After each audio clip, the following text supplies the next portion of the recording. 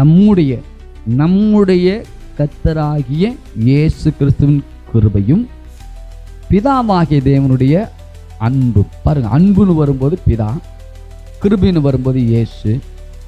அடுத்து சொல்லுது நம்முடைய பரிசுத்த ஆவியானவருடைய அந்யோன்ய ஐக்கியமும். அந்யோன்ய ஐக்கியம், ரைட்டா? நல்லா ஒன்றரை கலக்கக்கூடியவர் யாரு? அவர் தான். கொஞ்சம் யோசிச்சு பாருங்களேன். இப்போ ஒன்றும் இல்லை, 2 கிளாஸ் இங்கே வச்சுக்கிறோம். ஓகே, ஒரு கிளாஸ் வச்சு 2 கிளாஸ் தண்ணி எடுத்துப்போமே. 2 கிளாஸ் தண்ணி எடுத்து அந்த ஒரு கிளாஸ்க்குள்ளே ஊற்றுன்னு வச்சுங்க, ரெண்டையும். இப்போ என்ன ஆகிடும்? ரெண்டுமே மிக்ஸ் ஆகிடும். பிரிக்க முடியுமா? 2 கிளாஸ் தண்ணி எடுத்து ஒரு கிளாஸில் ஊற்றும் போது ரெண்டும் என்ன செய்யணும்? மிக்ஸ் ஆகிடும். இதைத்தான் சொல்கிறாரு, நமக்குள்ள அப்படி கலந்துருக்கிறாராம். அந்த அளவுக்கு பிரிக்க முடியாத அளவுக்கு நமக்குள்ள கலந்து. உன் வாயில் மோசடி சொன்னார்ல, என்ன பேசிட்டு ஆண்டவரே உன் வாயிலிருந்து நான் பேசுவேன்றார். வாயோடு கூர்ந்து என்ன பேசணுங்கிறத நான் பேசுவேன், நான் அப்போ வார்த்தையை போடுவேங்கிறாரு இல்லையா?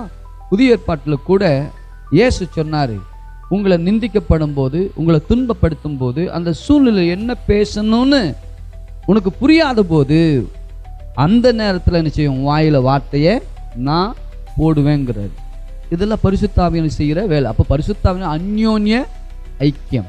இந்த அந்யோன்ய ஐக்கியம் இருக்கும்போது தான் புரிதலும் வெளிப்பாடும் அவருடைய பலனும் அவருடைய ஜீவனும் ப்ரொடியூஸ் ஆவதை நம்மளால் பார்க்க முடியும். அந்யோன்ய ஐக்கியம்.